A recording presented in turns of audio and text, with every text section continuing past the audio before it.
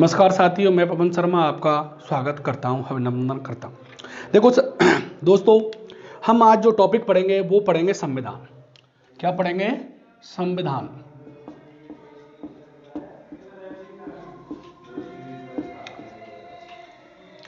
देखिएगा, क्या पढ़ेंगे? संविधान। तो भाई संविधान होता क्या है? सबसे पहले जो हम संविधान पढ़ रहे हैं तो संविधान होता क्या है, तो हम बात करेंगे भाई संविधान क्या होता है। तो देखो, संविधान कुछ होता है, एक किताब होता है। जिस तरह किताब में लेसन होते हैं उसी तरह संविधान में भाग होते हैं, पार्ट होते हैं। तो भाग कितने हैं? 22 है। जिस तरह पाठ के अंदर, लेसन के अंदर जिस तरह से छोटे छोटे टॉपिक होते हैं, उसी तरह से संविधान में क्या होते हैं? अनुच्छेद होते हैं। तो अभी बात करें संविधान में कितने अनुच्छेद हैं? 395। कितने अनुच्छेद है? 395। तो संविधान एक किताब जैसा होता है, परंतु वो किताब कैसी? जिसमें ऐसे नियम हैं जिससे देश की शासन व्यवस्था चलाई जाती है। ऐसे मान्य नियम है, वैधानिक नियम है, कानूनी नियम है जो कैसे हैं? वैलिड है। एक ऐसी वैलिड किताब जिससे देश की शासन व्यवस्था चलाई जाती है, जिसमें उसके नियमों का उल्लेख होता है, वह होता है संविधान। जिसमें किसका उल्लेख होता है? नियमों का। उसमें लोगों के क्या क्या अधिकार होंगे, लोग और सरकार के बीच कैसे कैसे संपर्क होगा, क्या क्या अधिकार होंगे, इसका उल्लेख किसमें होता है? संविधान में। लोगों के क्या अधिकार होंगे, क्या कर्तव्य होंगे, हमारा जो सरकार होगी कैसी होगी, लोकतंत्र होगा या राजतंत्र होगा, राष्ट्रपति का चुनाव कौन होगा, कैसे होगा, राष्ट्रपति की क्या योग्यता होंगी, हमारी कौन कौन सी सरकार होंगी, हमारा गणतंत्र होगा या राजतंत्र होगा। तो इस तरह की जहां पर नियम कायदे जिस बुक में लिखे होते हैं, जिस किताब में लिखे होते हैं, वही क्या कहलाता है? संविधान। देखो, अब बात करेंगे संविधान होता क्या है, एक परिभाषा के रूप में देखेंगे अभी। तो हम बात करें कि संविधान विश्व में दो तरीके का मिलता है। हमारा संविधान विश्व में कैसा मिलता है? दो तरीके का। नंबर 1 लिखित संविधान, लिखित, और नंबर 2 अलिखित संविधान। नंबर 2 कैसा? अलिखित, अलिखित संविधान। अगर बात करें लिखित संविधान, तो अगर विश्व में पहली बार कोई संविधान लिखा गया था तो विश्व में पहला संविधान किसका है? लिखित। विश्व में पहला लिखित संविधान, लिखित संविधान किसी का है तो वो है अमेरिका। किसका है? अमेरिका का संविधान लिखा गया था, जो 4 जुलाई 1776 को अमेरिका स्वतंत्र हुआ, और 1787 में उसने संविधान बनाया और 89 में उसका लागू हो गया। अगर बात करें अपने एशिया महाद्वीप में, एशिया में पहला लिखित संविधान, एशिया में, तो वो था जापान। कौन है साहब? जापान का संविधान एशिया महाद्वीप में लिखित पहला संविधान है। अगर बात करें नवीनतम लिखित संविधान, नवीनतम लिखित संविधान, यानी हाल ही में कौन से देश का संविधान लिखा गया है, तो वो है अपना नेपाल। 2009 में नेपाल का संविधान। तो सबसे पुराना अमेरिका का, विश्व में पहली बार, सबसे नवीनतम नेपाल का, और एशिया महाद्वीप में पहला लिखित संविधान किसका है? जापान का। आगे चर्चा करें अपने भारत का तो पढ़ेंगे, भारत का भी संविधान कैसा है? लिखित है। ऑस्ट्रेलिया का संविधान भी कैसा है? लिखित है। अधिकांश देशों का संविधान कैसा है? लिखित है। अब बात करें, वैसे कई देशों का अलिखित है, परंतु जो संभावना रहती है पूछने की, वो अगर बात करें अलिखित संविधान किस देश का है, तो उसका नाम आता है ब्रिटेन। ब्रिटेन का संविधान कैसा है? अलिखित, जिसे यूके कहते हैं। अब देखो, ब्रिटेन का संविधान कैसा है? अलिखित है। परंतु अगर आप बात करोगे कि भाई हमने नागरिकता कहां से ली, नागरिकता जो हमने ग्रहण की है वो कहां से ग्रहण की है, तो आपका आंसर होगा ब्रिटेन से ग्रहण की है। आप कहोगे भाई संसदीय शासन प्रणाली हमसे कहां से ग्रहण की है, तो जो संसदीय शासन प्रणाली हमने कहां से ग्रहण की है, वो भी ब्रिटेन से ग्रहण की है। देखो, एक तरफ कह रहे हैं कि ब्रिटेन का संविधान कैसा है? अलिखित है, और दूसरी तरफ हम कह रहे हैं कि भाई ब्रिटेन का संविधान कैसा है? अलिखित है, और हम कह रहे हैं फिर कि हमने नागरिकता ब्रिटेन से ग्रहण की है, हमने संसदीय शासन प्रणाली ब्रिटेन से ग्रहण की है। तो देखो दोस्तों, या तो ब्रिटेन का संविधान अलिखित है तो वहां से हम ये ग्रहण नहीं कर सकते, और ग्रहण कर रहे हैं तो वो लिखित है। यानी मैं अगर ऐसे कहूं कि भाई इस बुक से, ये बुक खाली है, मैं ऐसे कहूं कि जो बुक है वो क्या है, बिल्कुल खाली है, और एक इंसान से तो मैंने ये कह दिया कि ये बुक खाली है, और दूसरे इंसान से कह रहा हूं ये कि इस बुक से मैंने ये सीखा है, तो इनमें से एक बात सत्य होगी। कैसे भाई, जब बुक खाली है तो मैं सीख नहीं सकता, और सीखा हूं तो बुक में कुछ कुछ लिखा होगा। तो परंतु यहां के संदर्भ में दोनों बात सही है कि ब्रिटेन का संविधान अलिखित भी है, और हमने ये सब उससे लिया है। तो भाई ब्रिटेन के संविधान को फिर अलिखित क्यों मानते हैं? अब बात आती है कि ब्रिटेन के संविधान को अलिखित क्यों मानते हैं।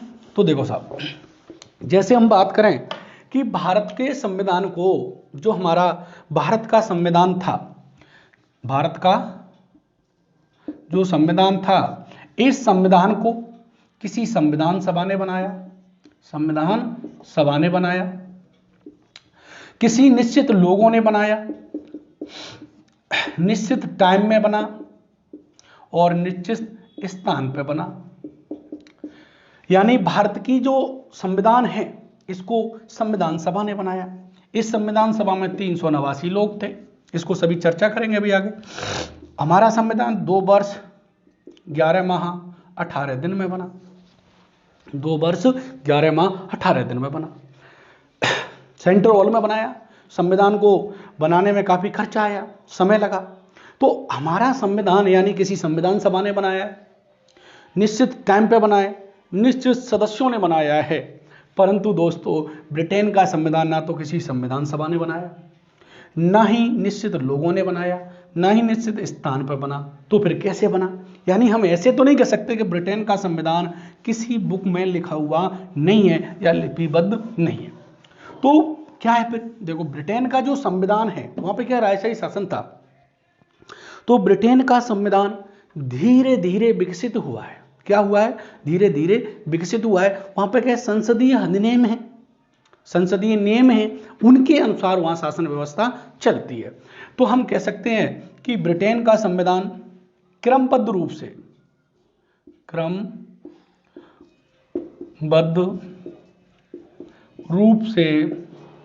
विकसित संविधान है। कैसा है? विकसित संविधान है। ब्रिटेन का संविधान कैसा है? क्रमबद्ध रूप से विकसित संविधान है। यह परंपराओं पर आधारित है, परंपराओं पर आधारित है। यानी जो ब्रिटेन का संविधान है वो किस पर आधारित है? परंपराओं पर आधारित है। किसी धीरे धीरे इसका क्या हुआ है? विकास हुआ है, और आज भी इसका क्या हो रहा है? विकास हो रहा है। इसलिए हम ब्रिटेन के संविधान को कैसा मानते हैं? अलिखित मानते हैं। परंतु वो एक बुक में तो है, लिपिबद्ध है, परंतु वो ना तो संविधान सभा के द्वारा बनाया गया, ना ही किसी निश्चित सदस्यों ने बनाया, ना निश्चित टाइम में बना, ना निश्चित स्थान पर बना। धीरे धीरे धीरे श्रृंखलाबद्ध रूप से, क्रमबद्ध रूप से उसका क्या हुआ है? विकास हुआ है। क्या हुआ है? विकास हुआ है। इसलिए ब्रिटेन के संविधान को अलिखित संविधान मानते हैं। देखो, अभी तक हमने चर्चा की कि भाई संविधान विश्व में किस तरह कितने प्रकार के पाए जाते हैं। तो 2 प्रकार के, एक लिखित और एक अलिखित। लिखित संविधान की बात करें तो विश्व में जिस देश का पहला लिखित संविधान था वो था दोस्तों अमेरिका। कौन था? अमेरिका। अगर अपने एशिया महाद्वीप में लिखित संविधान की बात करें तो वो था जापान का। नवीनतम लिखित संविधान किसका है? नेपाल का है। भारत का भी संविधान तो पढ़ ही रहे हैं, कैसा है? लिखित है। ऑस्ट्रेलिया का कैसा है? लिखित है। ब्रिटेन का संविधान कैसा है? अलिखित है। अगर आपसे मेंस वगैरह में ऐसे पूछता है कि स्पष्ट कीजिए कि ब्रिटेन का संविधान अलिखित है, क्या वास्तव में ही अलिखित है, तो लिखोगे कि देखो, ब्रिटेन का संविधान किसी संविधान सभा के द्वारा इसका निर्माण नहीं किया गया, ना ही निश्चित सदस्यों ने इसका निर्माण किया, ना ही निश्चित टाइम पे बना। इसलिए ब्रिटेन का संविधान अलिखित माना जाता है। परंतु उसका क्रमबद्ध रूप से, श्रृंखलाबद्ध रूप से क्या हुआ है? विकास हुआ है। इसलिए ब्रिटेन के संविधान को अलिखित संविधान की श्रेणी में रखा जाता है। देखो दोस्तों, यहीं से हम संविधान की क्या बनाएंगे? परिभाषा बनाएंगे। क्या बनाएंगे? परिभाषा कि संविधान किसे कहते हैं। तो देखो कैसे बनाएंगे? लिखित व अलिखित नियमों का ऐसा समूह यानी लिखित व अलिखित नियमों का ऐसा समूह जिससे किसी देश की शासन व्यवस्था चलाई जाती है उसे ही क्या कहते हैं? संविधान कहते हैं। क्या चलाई जाती है? शासन व्यवस्था चलाई जाती है, उसे क्या कहते हैं? संविधान कहते हैं। देखो ये चीज क्लियर हुई, हम रटेंगे नहीं, हम यहां से ही परिभाषा बनाएंगे। लिखित व अलिखित नियमों का ऐसा समूह जिससे किसी देश की शासन व्यवस्था चलाई जाती है उसे ही क्या कहते हैं? संविधान कहते हैं। यहां तक ये क्लियर हुई, इसको आप नोट कर लें या स्क्रीनशॉट ले लें। Thank you. आगे चर्चा करते हैं। देखो साहब, अब बात करें कि हमारे भारत में संविधान बना कैसे, तो थोड़ी सी हम हिस्ट्री में जाकर के इसकी क्या करते हैं? चर्चा करते हैं। देखो साहब, हमारे यहाँ अंग्रेज आए 1600 ईस्वी में और धीरे धीरे वो क्या करने लगे? शासन करने लगे। और उन्होंने भारत में पहली बार 1773 के एक्ट में पहली बार लिखित कानून की क्या की? शुरुआत की। किसकी शुरुआत की? लिखित कानून की शुरुआत की। परंतु देखा जाए तो भारत में जैसे उन्होंने अपने अपने अंग्रेज ब्रिटिश सरकार अधिनियम लाती जा रही थी, तो 1700 में पहली बार लिखित कानून की शुरुआत की और वो धीरे धीरे यहाँ पर शासन कर रही थी भारत में। इसी बीच भारतीयों ने स्वतंत्रता आंदोलन कर रहे थे और अपने संविधान की क्या कर रहे थे? मांग कर रहे थे। कह रहे थे कि हमारा एक संविधान होना चाहिए और उसी संविधान के अनुसार शासन चलाना चाहिए।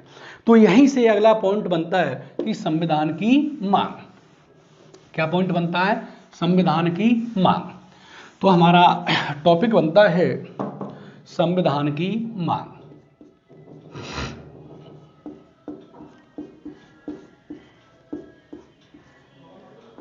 संविधान की मांग यानी जो हमारा संविधान बना है तो इसकी कभी तो मांग हुई होगी। तो देखो साहब, हम अगर बात करें सबसे पहले भारत में पहली बार 1895 में, कब? 1895 में बाल गंगाधर तिलक ने, किसने? बाल गंगाधर तिलक ने अपने स्वराज्य विधेयक में, किसमें? स्वराज्य विधेयक में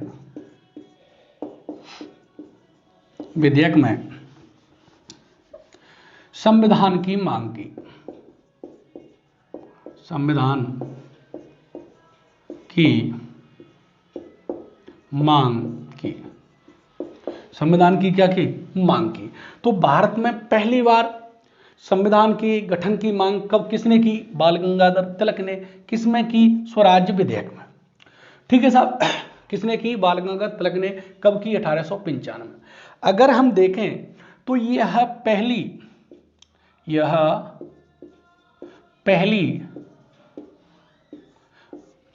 अनौपचारिक मांग थी। यह पहली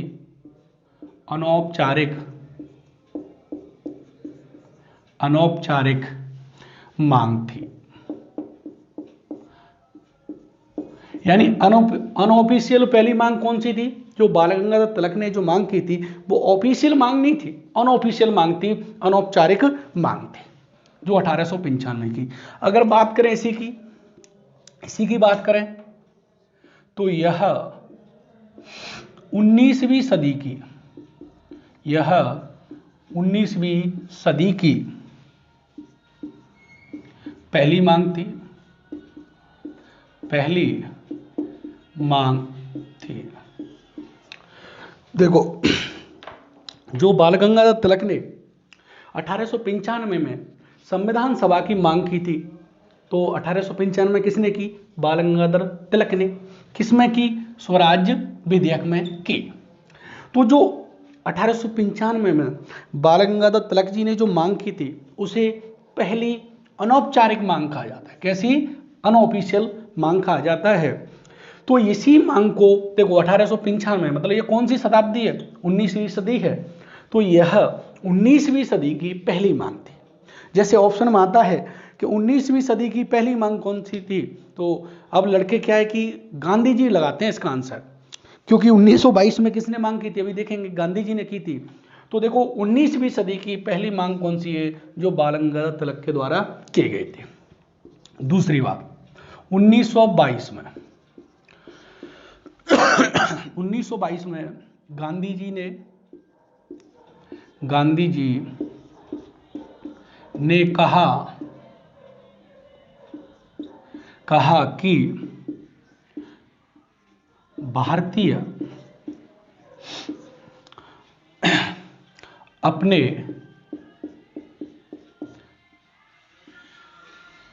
भविष्य का निर्णय स्वयं करेंगे।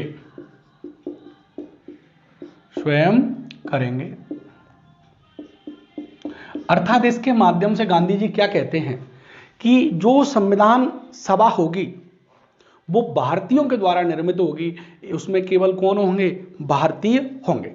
गांधी जी कहते हैं कि जो भारतीय संविधान सभा होगी उसमें केवल कौन होंगे, भारतीय, यानी अपने भविष्य का निर्णय स्वयं करेंगे। यानी जो संविधान सभा होगी उसमें भारत कौन होंगे, केवल भारतीय लोग होंगे और भारतीयों के अलावा कोई नहीं होगा। ये बात किसने कही, गांधी जी ने कही। अगर इसके बाद हम तीसरा पॉइंट यहीं से अगर देखें तो यह 20वीं सदी की पहली मांग थी। 20वीं सदी की पहली मांग थी। देखो 19वीं सदी की पहली मांग जो 1895 में तिलक जी ने की, और 20वीं सदी की पहली मांग कौन सी है, जो गांधी जी ने की थी।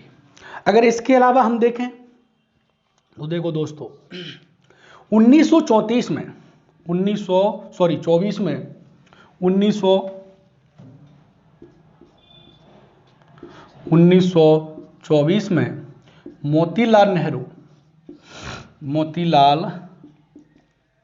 नेहरू ने मांग की।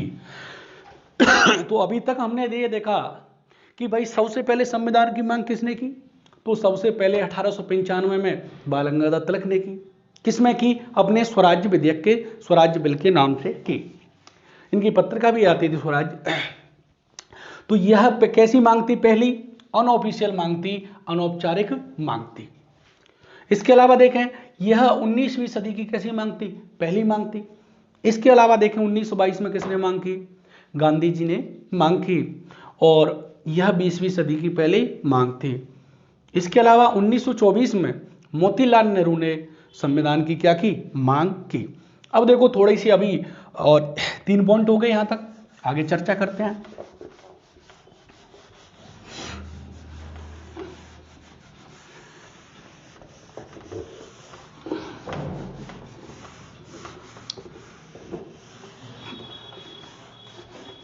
आगे हम बात करें कि भाई देखो 1934 में 24 में किसने की, मोतीलाल नेहरू।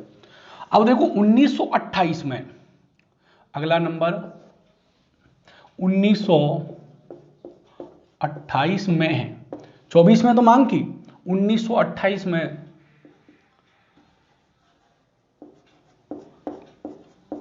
मोतीलाल नेहरू ने संविधान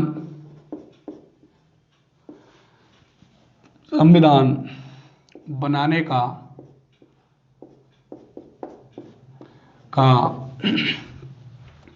प्रयास किया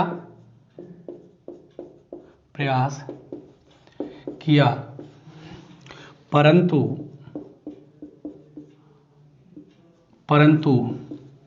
वे असफल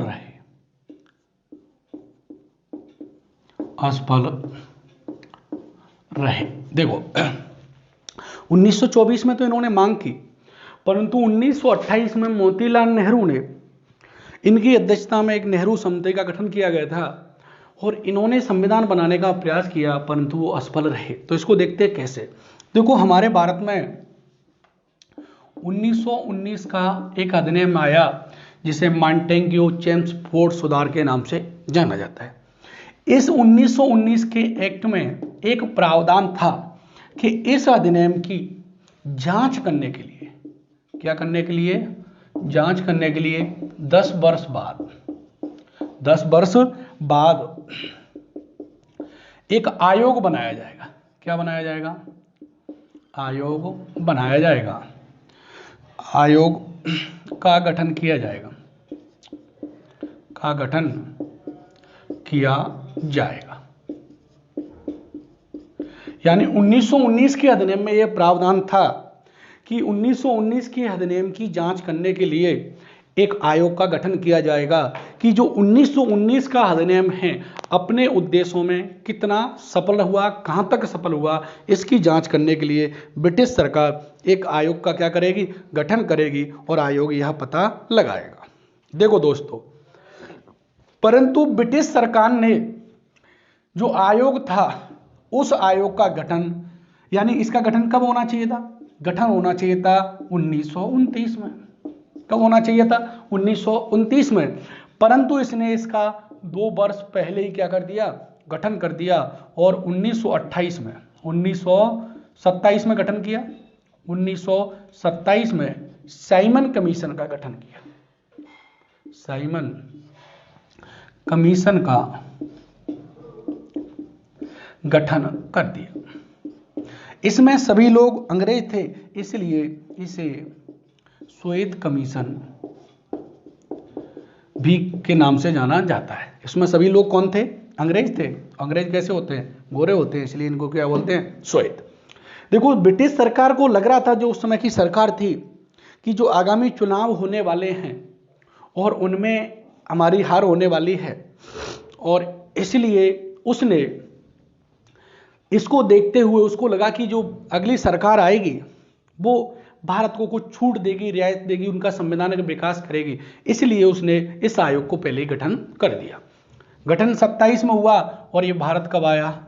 1928 में भारत आया।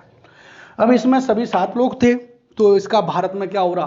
विरोध हो रहा, काले झंडे दिखाई दे रहे थे, और इस समय लाला लाजपत राय की हत्या हो गई थी इसी टाइम। अब देखो दोस्तों, इस साइमन कमीशन का क्या कर रहे थे? हम विरोध कर रहे थे। क्या कर रहे थे? विरोध कर रहे थे। तो विरोध करते करते अंग्रेजों में उस समय भारत का सचिव था बर्कन हेड। कौन था? भारत सचिव थे बर्कन हेड, ये भारत सचिव थे। तो इन्होंने कहा कि तुम संविधान चिल्ला रहे हो, तुम इतने काबिल नहीं हो कि तुम एक संविधान बना के दिखाओ। अगर तुम इतने काबिल हो तो हमें एक संविधान बना के दिखाओ और हम इसे स्वीकार करेंगे, देखेंगे। तो इस चुनौती को मोतीलाल नेहरू ने क्या किया? स्वीकार किया। ये जवाहरलाल नेहरू के कौन थे? पिताजी थे। इन्होंने इस चुनौती को क्या किया? स्वीकार किया कि हम संविधान बना के दिखाएंगे। तो मोतीलाल नेहरू की अध्यक्षता में समिति का गठन किया गया, एक कमेटी बनाई गई। परंतु देखो, इन्होंने संविधान बनाया, परंतु मुस्लिम लीग और हिंदू महासभा वगैरह कई संगठनों ने इसको स्वीकार नहीं किया। स्वीकार नहीं किया तो अंग्रेजों ने कहा कि देखो, तुम्हारे संविधान को तुम्हारे ही लोग, तुम्हारे ही देश के लोग वो स्वीकार ही नहीं कर रहे, तो ये कैसा संविधान है? तो उसको फिर बाद में क्या कर दिया गया? अस्वीकार कर दिया गया। इसीलिए इन्होंने एक प्रयास तो किया, परंतु वो इसमें क्या नहीं रहे? असफल हुए, सफल नहीं हो पाए। इसको आप इस तरीके से समझा आपने। अब आगे चर्चा करते हैं। देखो, अगर हम आगे बात करें 1928 के बाद, तो 1934 में M.N. रॉय, मानवेंद्र नाथ रॉय ने संविधान की पहली औपचारिक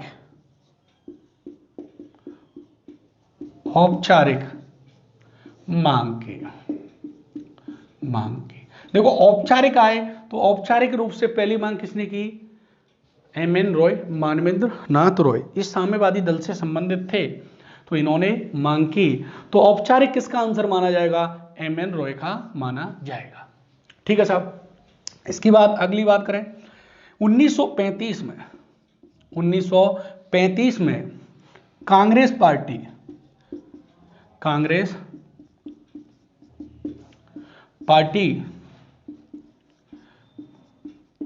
की ओर से मांग की गई। तो हम बात करें कांग्रेस पार्टी ने पहली बार मांग कब की? 1935 में। कांग्रेस का अगर आंसर आपको क्वेश्चन आता है कि संविधान की मांग कांग्रेस ने पहली बार कब की, तो इसका आंसर क्या होगा दोस्तों? 1935 में।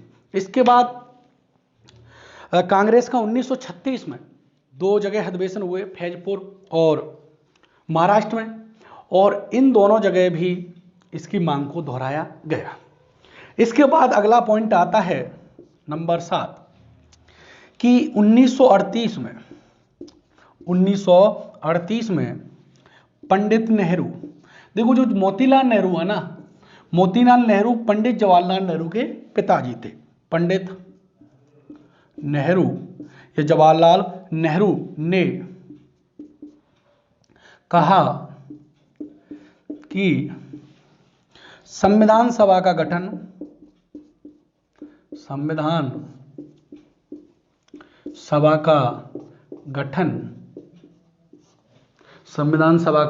गठन वयस्क,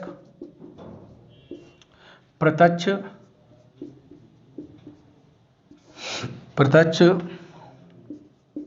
मताधिकार के आधार पर किया जाएगा। पंडित जवाहरलाल नेहरू ने कहा, जेएल नेहरू ने कहा कि भारतीय संविधान सभा होगी, उसका गठन वयस्क, प्रत्यक्ष मताधिकार के आधार पर किया जाएगा। देखो हम बात करें, अभी तक इसको समझेंगे कि वयस्क क्या होता है, प्रत्यक्ष मताधिकार क्या होता है। तो एक बार इसको हम देखते हैं कि देखो पहली बार मांग कब की, तो पहली बार हम बात करें तो पहली बार हमारी 1895 में, एक बार रिवाइज करते हैं, बाल गंगाधर तिलक ने की। दूसरी बात गांधी जी ने 1922 में की। इसके बाद 1924 में मोतीलाल नेहरू ने मांग की। इसके बाद 1928 में मोतीलाल नेहरू ने ही संविधान बनाने का प्रयास किया, परंतु वो क्या रहे? असफल रहे। इसके बाद हम बात करें अगली, तो 1934 में एम.एन. रॉय ने मांग की।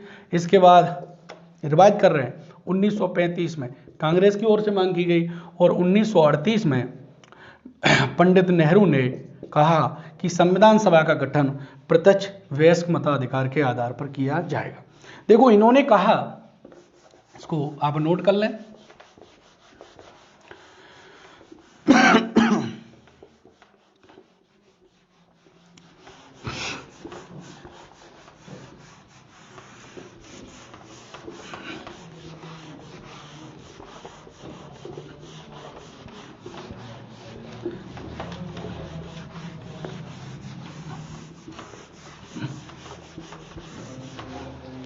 देखो इसी पॉइंट को समझते हैं।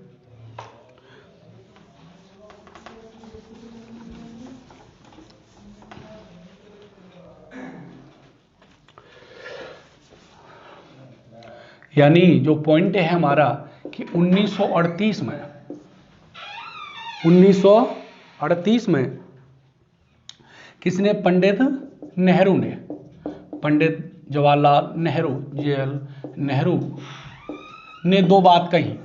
नंबर एक कि जो संविधान सभा का निर्माण वयस्क, प्रत्यक्ष मताधिकार के आधार पर किया जाएगा। तो देखो हम देखते हैं कि वयस्क क्या होता है, तो हमें पहले ये देखना होगा कि वयस्क क्या होता है। देखो वयस्क का मतलब है कि बिना किसी भेद भाव के एक व्यक्ति एक व्यक्ति एक वोट को ही वयस्क मताधिकार कहते हैं।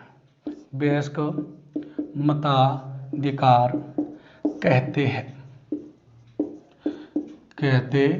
देखो, वयस्क मताधिकार वो होता है जो एक व्यक्ति एक वोट बिना किसी भेदभाव के, यानी वयस्क मताधिकार वो होता है कि बिना जाति धर्म के किसी भी भेदभाव के कोई अमीर है या गरीब है, चाहे अंबानी हो, चाहे एक किसान हो, चाहे कोई भी हो, अगर वो एक व्यक्ति है तो उसका वोट की वैल्यू भी कितनी होगी, एक होगी, उसे कहते हैं वयस्क मताधिकार। तो ऐसे हम अगर आपसे कोई पूछता है तो वयस्क क्या होता है मताधिकार, तो आप कहते हो जिसकी आयु 18 वर्ष हो गई ना। जैसे मान के चलो अभी तो 18 है, मूल संविधान में 21 थी, अलग अलग देशों में अलग अलग आयु होगी, तो ये तो एक आयु निर्धारित की गई संविधान के द्वारा। बाकी वयस्क का मतलब है कि बिना किसी भेदभाव के एक व्यक्ति एक वोट को ही वयस्क मताधिकार कहते हैं। मूल संविधान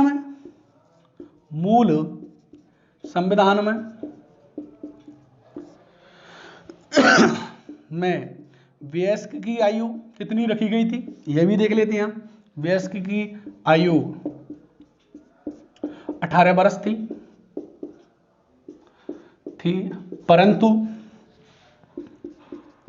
परंतु इसे 61वां संविधान संशोधन 1989 के द्वारा 18 वर्ष कर दिया गया है। वर्तमान में कितनी है, तो 18 वर्ष है। देखो, वयस्क का मतलब होता है बिना किसी भेदभाव के एक व्यक्ति एक वोट देने को अधिकार को ही क्या कहते हैं, वयस्क मताधिकार कहते हैं। मूल संविधान में जब हमारा संविधान लागू हुआ 26 जनवरी 1950 को से लेकर के 1989 तक, इसकी आयु कितनी रही, 18 वर्ष रही। यानी जो 18 वर्ष का हो गया है उसे वयस्क माना जाएगा। मूल संविधान में कितनी थी, मूल संविधान में वयस्क की आयु कितनी थी, 21 वर्ष थी। कितनी थी, 21 वर्ष थी। और वर्तमान में इसे 61वां संविधान संशोधन के द्वारा इसे कितना कर दिया गया है, 18 वर्ष किया गया है। यानी 1950 से लेकर के 26 जनवरी 1950 से लेकर के 1989 तक वयस्क की जो आयु कितनी निर्धारित की गई थी, तो वो थी 18 वर्ष। वर्तमान में कितनी है, तो कितनी है, यानी मूल संविधान में कितनी थी, 21 वर्ष, और वर्तमान में कितनी है, 18 वर्ष। 21 से घटा करके 18 किस संविधान संशोधन के द्वारा, 61वां संविधान संशोधन 1989 में किया गया है। ठीक है साहब, ये हुआ वयस्क। अब देखो प्रत्यक्ष मताधिकार क्या होता है। प्रत्यक्ष मताधिकार देखो, जो वोटिंग होती है वो दो तरीके से होती है, प्रत्यक्ष और अप्रत्यक्ष, डायरेक्ट और इनडायरेक्ट। जो वोटिंग का तरीका है, वोटिंग सिस्टम है, 2 टाइप का है। तो जो वोटिंग का तरीका है वोट का, वो कितने प्रकार का है, 2, प्रत्यक्ष और वह अप्रत्यक्ष।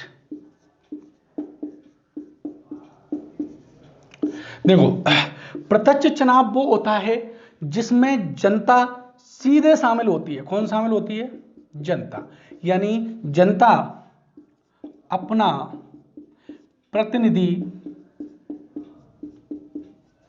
प्रतिनिधि स्वयं चुनती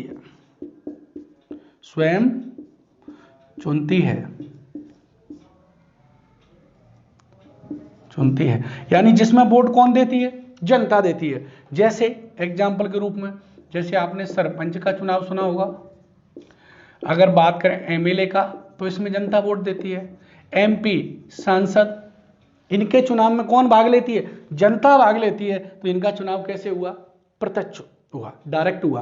अप्रत्यक्ष चुनाव क्या होता है, देखो, जैसे जनता ने एमपी और एमएलए को चुनकर भेज दिया। हमने किसको चुनकर भेज दिया, एमपी और एमएलए को चुनकर भेज दिया। अब ये एमपी और एमएलए किसको चुनेंगे, राष्ट्रपति और उपराष्ट्रपति। यानी राष्ट्रपति और उपराष्ट्रपति के चुनाव में जनता शामिल नहीं होती, परंतु कौन शामिल होते हैं? जनता के प्रतिनिधि। यानी जनता ने किसको चुना एमपी और एमएलए को। जनता ने किसको चुना? इनको चुना। अब इन्होंने आगे किसको चुना? राष्ट्रपति उपराष्ट्रपति को। तो अप्रत्यक्ष चुनाव वो होता है जिसमें जनता द्वारा चुने हुए प्रतिनिधि जब किसी को चुनते हैं तो वो इलेक्शन कैसा कहलाता है? अप्रत्यक्ष कहलाता है। कैसा कहलाता है? यानी जिसमें जनता शामिल नहीं होती, जिसमें जनता शामिल होती है उसे कैसा कहते हैं? प्रत्यक्ष। जब जिसे जनता स्वयं चुनती है अपना प्रतिनिधि तो वैसा कैसा होता है? प्रत्यक्ष होता है। और जब जनता के चुने हुए प्रतिनिधि किसी को चुनते हैं तो वो कैसा कहलाता है? अप्रत्यक्ष चुनाव कहलाता है। और अप्रत्यक्ष चुनाव होता है वो बड़े बड़े देशों में या जिसकी जनसंख्या क्षेत्रफल बहुत ज़्यादा हो। जैसे लोकतंत्र की बात करें तो लोकतंत्र भी दो प्रकार का होता है, डायरेक्ट और इनडायरेक्ट।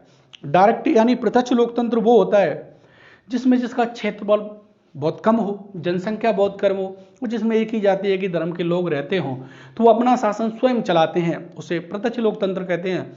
जो अप्रत्यक्ष लोकतंत्र जैसे भारत है, अमेरिका है, बड़े बड़े देश हैं, तो जनता द्वारा चुने हुए प्रतिनिधि जब सरकार चलाती है, शासन करते हैं, उसे क्या कहते हैं? अप्रत्यक्ष लोकतंत्र कहते हैं। देखो अब ये हुई बात ये यहाँ तक कि भाई संविधान किसे कहते हैं। अभी तक हमने ये देखा, तो संविधान किसे कहते हैं? तो हमने देखा कि भाई लिखित और अलिखित नियमों का ऐसा समूह। हमने देखा कि भाई संविधान की परिभाषा क्या देखी स्टार्टिंग में कि लिखित और अलिखित नियमों का ऐसा समूह जिससे किसी देश की शासन व्यवस्था चलाई जाती है उसे क्या कहते हैं? संविधान कहते हैं। हमने देखा कि संविधान कितने प्रकार के होते हैं? दो प्रकार के, लिखित और अलिखित। फिर हमने देखा कि लिखित संविधान किसका है, तो हमने देखा कि ब्रिटेन का संविधान कैसा है? अलिखित। और विश्व में पहला लिखित किसका है? अमेरिका का। भारत का कैसा है? लिखित है। अगर बात करें एशिया में पहला लिखित संविधान किसका है? जापान का है। इस तरीके से ब्रिटेन के संविधान को अलिखित क्यों मानते हैं? क्योंकि उसका किसी संविधान सभा वगैरह ने इसका निर्माण नहीं किया है, इसलिए ब्रिटेन के संविधान को क्या मानते हैं? अलिखित मानते हैं। आगे हमने देखा कि संविधान की मांग कब कब कैसे कैसे की, तो हमने देखा 1895 से इसकी मांग शुरुआत हुई और 1938 तक इसकी मांगें होती रही। इसके बाद हम देखते हैं, देखो ये मांग हम भारतीय कर रहे हैं। कौन कर रहे हैं? भारतीय। तो भारतीय 1895 से लेकर के मांग कर रहे हैं और अंग्रेज हमारी मांग को स्वीकार नहीं कर रहे, उन्होंने कोई ध्यान नहीं दिया। तो देखो सवाल जो पूछा जाएगा वो ये पूछा जाता है ज़्यादातर एग्जाम में कि भाई अंग्रेजों ने पहली बार संविधान की मांग को कब स्वीकार किया। सवाल क्या बनता है कि अंग्रेजों ने पहली बार संविधान की मांग को कब स्वीकार किया, तो उसका नाम होगा अगस्त प्रस्ताव। क्या होगा साहब? अगस्त प्रस्ताव।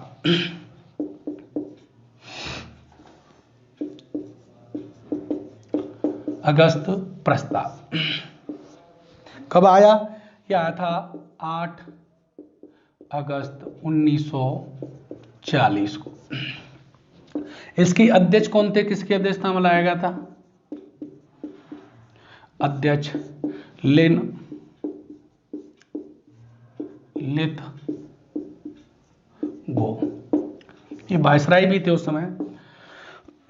यानी अगस्त प्रस्ताव कब आया? 8 अगस्त 1940 को। किसकी अध्यक्षता में लाया गया? लिथगो की अध्यक्षता में लाया गया था। अब देखो इसमें क्या प्रावधान था, तो इस अगस्त प्रस्ताव में बात आती है कि इस अगस्त प्रस्ताव में पहली बार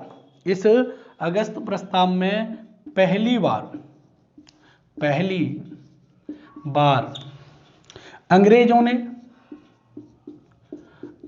ने संविधान की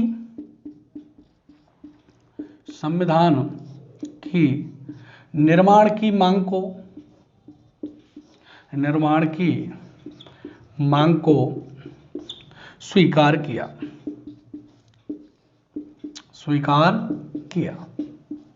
तो देखो अगर सवाल आए कि भारतीय संविधान की निर्माण की मांग को अंग्रेजों ने पहली बार कब स्वीकार किया? तो उसका आंसर होगा अगस्त प्रस्ताव में। अगस्त प्रस्ताव कब आया? 1940 में 8 अगस्त को आया।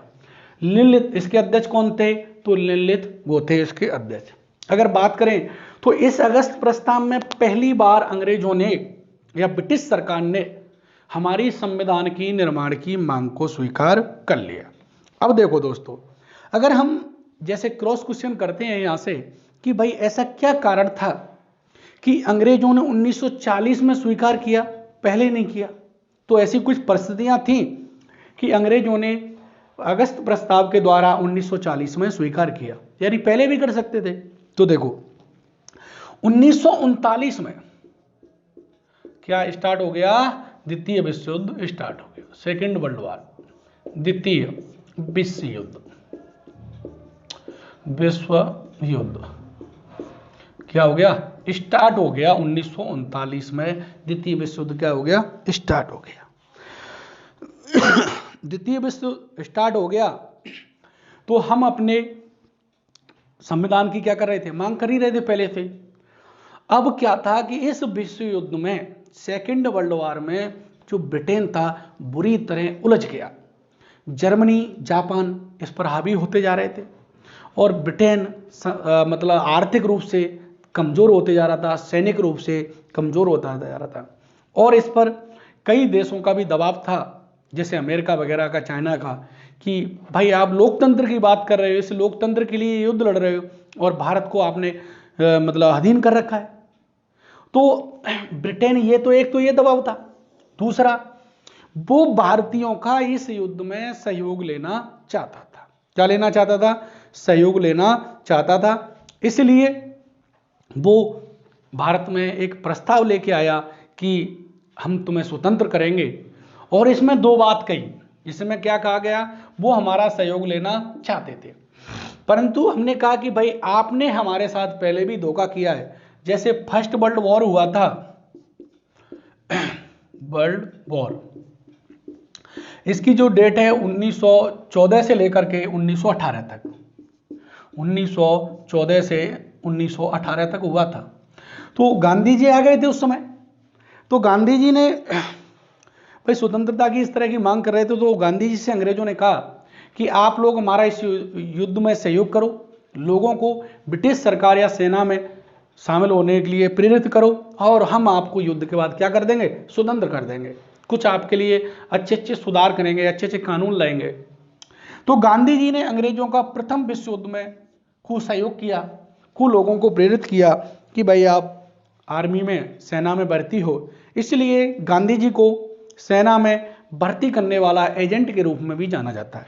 तो इस समय गांधी जी ने और ये जो भी लोग थे कांग्रेस के, उन्होंने कहा कि भाई अंग्रेजों ने हमारी पहली मांग को नहीं माना, उन्होंने धोखा किया।